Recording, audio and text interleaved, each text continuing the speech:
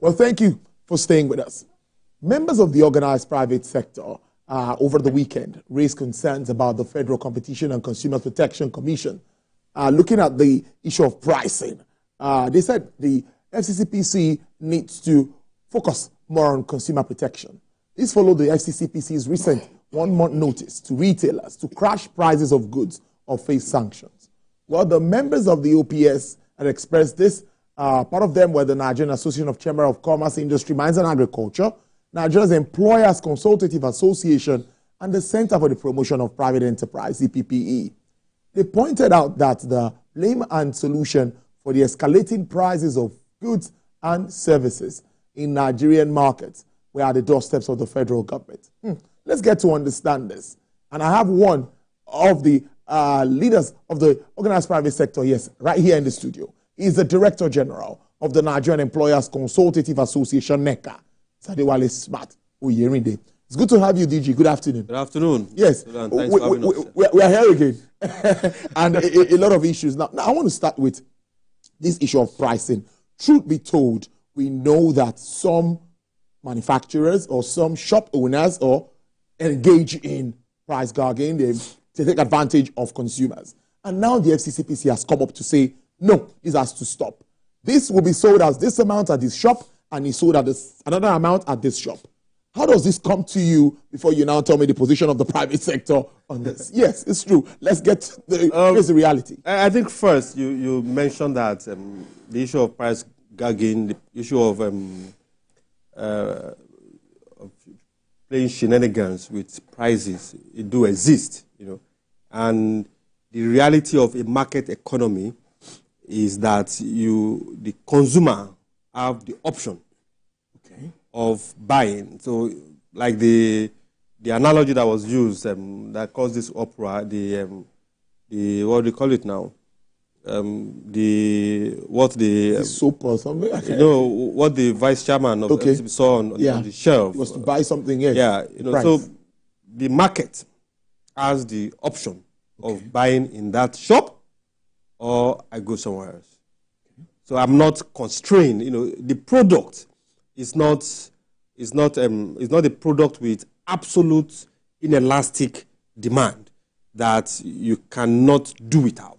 It is not fuel that a consumer must buy. If you have to drive your car, if you have to power your generator, if you have to power your factory, you need the product. If that is the case, then the context of the conversation will differ, but the context of that doesn't really apply. And your last guest made a very succinct, perfect explanation of the issue, because before you don't come to the end of the month, you don't come to the shelf and tell me this is the price that I should pay, I should sell my goods. You should also be kind enough to track what happened within the supply chain. It's just like somebody is going to Benin, and I'm the owner of the car, or I have interest in the car, in the mode of transportation. I said, look, you must get to Benin in 3 hours.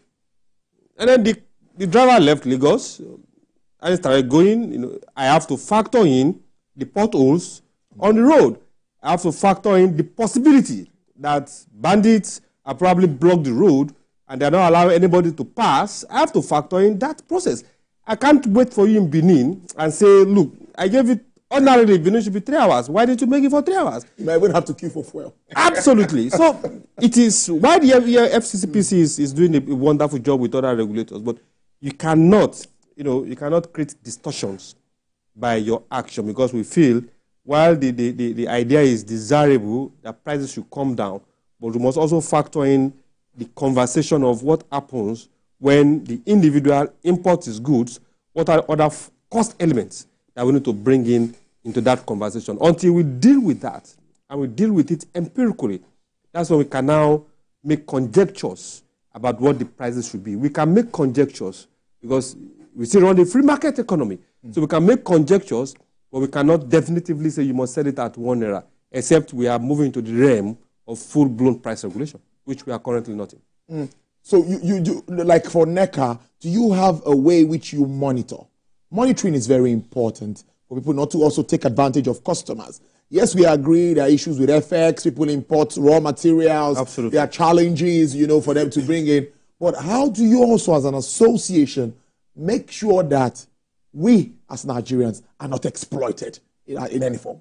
Now, I'll give you two perspectives to that. One, our capacity to, within the context of our race index, we are not created to regulate. Okay, yes. We are not created to monitor, but we can advise, we can urge, because one of the things we do significantly is promote responsible enterprises. That look, you must operate responsibly, not only within the context of responsibilities to government, in context of compliance to rules and regulations, but also operate responsibly to your internal customers, which are your staff, and then your external customers, which are your clients. And again, the beauty of the free market is this, and we have antitrust, anti-competition laws, that when a product, when a segment is heading towards antitrust, it's heading towards a monopoly, then government can come down and with the big stick. If it is not a monopoly and there is no obvious gang up, that a group of people are ganging up to fix prices against the interests of the people, where the government can also come in, then free markets, the market should play absolute role.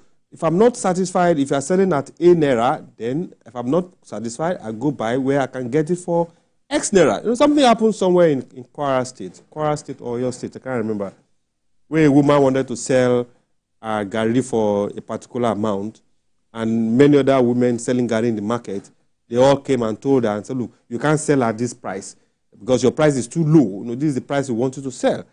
And the market erupted. The people, the individuals, the people erupted, look, why can't you stop her from selling at this price? That is the beauty of free market. You can go anywhere and buy anywhere you want to buy.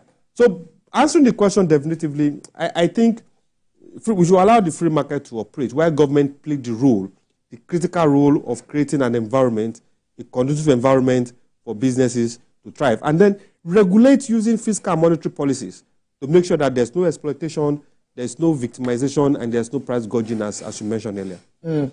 So back to what government needs to do now to be able to address the root cause of the issues. Now, let's try to stay on them. We already have reforms that the fallout is something that everyone is trying to manage. So what more definitively from the Ministry of Trade and Investment, what sort of conversation are they supposed to be having with private sector players like you that are in the market to understand where the shoe really pinches? Thank you very much for that question. While we commend some agencies, without missing words, we commend the work that PEBEC is doing, Dr. Jumoke Odwole. We commend the work that some other agencies and presidential committees are doing. Tawo Idele's committee is also doing a yeoman's job. And with the gargantuan kind of challenge that we have, I think the Ministry of Finance and Coordinating Minister of the Economy is also playing its part. But the conversation we should be having is this, which is quite interesting. And for us, it's not rocket science. They are basic conversations. Now, what does it take to produce? Right? Then what are the constraints, the bottleneck that you face from the point of production to getting the products to the market? What are the cost elements? What are the bottlenecks? It will also surprise you that some regulators, are also part of the bottlenecks. Because they create an environment that makes it practically impossible for you to comply.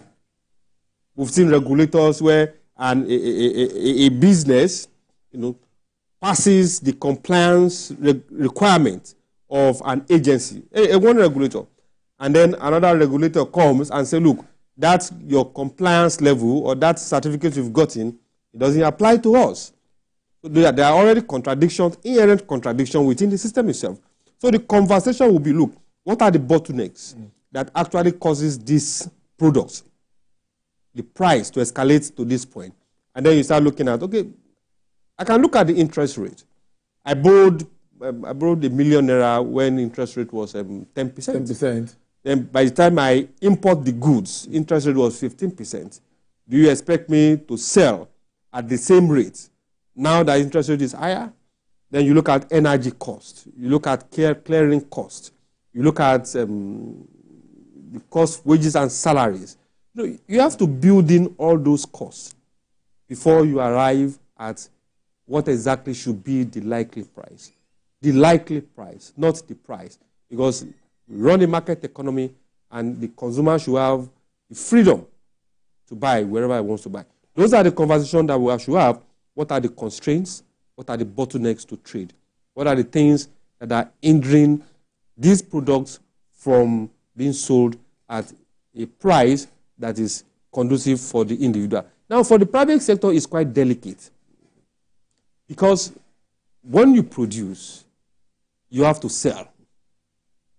Most products carry expiry dates. So when the price of those products are way beyond what the consumer can buy, it's a double-edged sword for the private sector, for an average producer, an average manufacturer. Because when you have produced, you have to sell, you have to pay your loan. Now, because of circumstances beyond your control, you don't have sufficient off-takers to buy the product. So you risk losing the product to the context of expiry, or you risk selling the product in a lesser price that will also compromise your ability to pay back your loan or to meet your expenses. And the greater evil is this.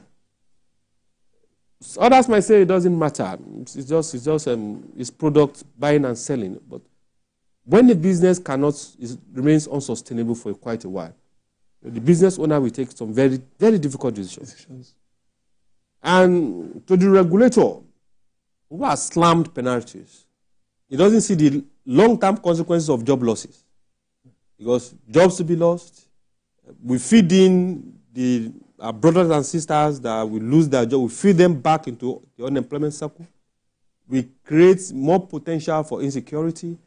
But the regulators will think he has done his job and has done it successfully. But meanwhile, we have contributed invariably, we have conspired to create more socioeconomic challenges for all of us to deal with. So I think it's an holistic conversation that we should have. We have urged, and we also urge now, that it's necessary for the Ministry of Finance to actually call a regulatory or regulators town hall meeting with organized businesses. Let's share our pain. Let's share our concern. Let's share policy objective, policy recommendations that we think should drive how regulators regulate. Regulators for us, or regulation, or in the drive for compliance, regulators must be fair, they must be transparent, and they must do it in such a way that it doesn't distort the stability that we are currently striving to get. Because you can slam penalties. Come on, you can slam 1 billion naira penalties as we are currently seeing. You can slam millions of penalties as we are currently seeing. But when a business pays that, it becomes part of the cost of production or part of the cost of operations.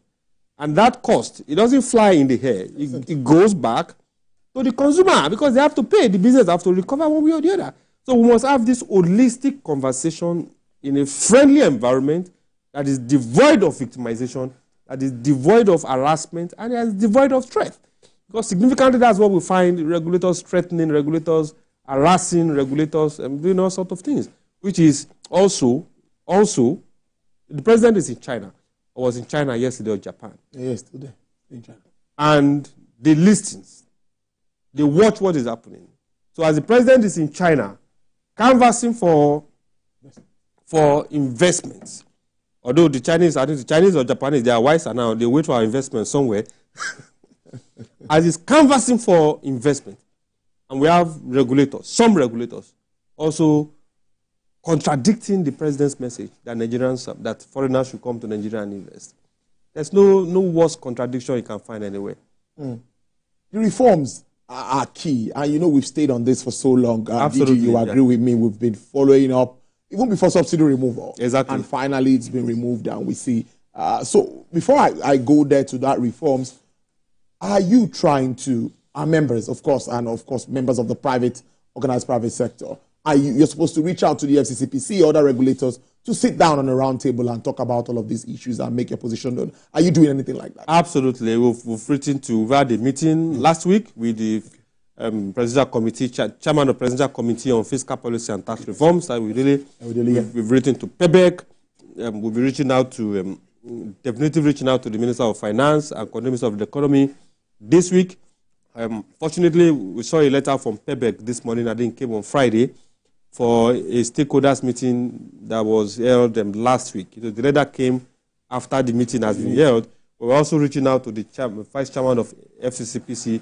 The private sector is open. We're open to engage because we are one of the biggest stakeholders in this economy. And our commitment to driving this economy and following through with the reforms is absolute. So we need them to work with us. We need them to partner with us to resolve all these issues because they are the heart of our national development. I know. Government will definitely listen. The private sector, you do a lot running this economy. Job creations and all of that. Absolutely. Let's look at these reforms again. The fallout, energy prices, and look at what is happening to PMS. On a lighter note, we're talking about what NNPC is now admitting to the fact that they are owing some monies, and now this might affect supply. I think after the issues of thunderstorm and all of that, they are coming up to own up to some of these issues. But mine is just the ripple effect of this on the little positive we saw in inflation and all of that. Are you sure we're not just going to, it's not going to override this as we move towards the end of the year? The contradictions. And one of the key things we have to deal with is the contradictions. Yeah, it is. Why exactly do we find ourselves here? The issue of the Dangote refinery has been overflogged. Even if some people have reservations about it, but the fact is that the refinery is here. It can save us. Some of our blushes. We have the Port Harcourt refinery. Why can't we just make it work? It can save us a lot of blushes. You can imagine the quantum of foreign exchange that will save if we have surplus in Nigeria. If Dangote refinery is made to work. I say if it's made to work. Not that it doesn't want to work, but if it's made to work. If the Port Harcourt refinery is made to work. Imagine the quantum of forex will save. And if Dangote is exporting, imagine the reduced pressure that we're going to have on forex. So why it's not working is it beats one's imagination. It's like the more you see, or the more you look, the less you see what is happening in the oil and gas industry. And how it affects the business. The business is what really affects me. And what, moving forward, are we likely to continue like this towards the end of the year? We thought that we had gotten to that point where that curve had started to pick up. Absolutely. We thought as much also. I think the president should just wield the big stick. The people distorting the economy, they are not spirits, for God's sake. They might be cabals, but they are not spirits. And they can't be too powerful for the sovereign to raise his hand to say, I'm helpless dealing with it. So the buck still rests on the table of the president, rests on the table of those, his advisors. That look, at the point, you just have to close your eyes and weigh the big stick in the interest of the nation. Because for me, almost finally, I was thinking at that point that we talked about again, DG, that, maybe CBN will now rethink the hiking of NPR, the next meeting. But I don't think this is enough for them to take that decision. Well, nothing is impossible, really. We saw the president 2 days ago reduce the price of energy costs for universities and hospitals, which is 50%. Beautiful. A wonderful, a statesmanship kind of action. I also hope the president will extend that to the real sector. But those that will drive the economy out of the woods as we currently have it.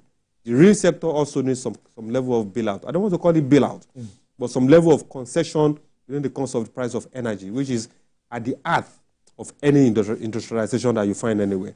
So we hope the president will take a second look at it. Universities, absolutely necessary. The hospitals, absolutely necessary. In fact, if it's possible, to further reduce for the hospitals, because look, in most other countries, healthcare is key to the survival of the nation, to survival of the workers, to everybody. So if the president can also take a critical look at the real sector and also give some level of concession. We have made representation. In fact, for the private sector to agree to the 62,000 national minimum wage, then part of our preconditions was that government must take a second look at the Band A, because most private sector businesses fall within Band A. And part of our preconditions was that the government should take a second look, not only a second look, a critical look at the cost of energy. But unfortunately, that has not been addressed. So we hope the president will also be magnanimous enough to consider the private sector in this instance. Amos, thank you so much for your time. DG, it's always good to have you, that energy, you know, how it has to do with not just the economy. But, well, we have to do what we have to do. Thank you so much, DG Nigerian Employers Consultative Association. Thank you and do have a great week. Thank you for having us. All right, then.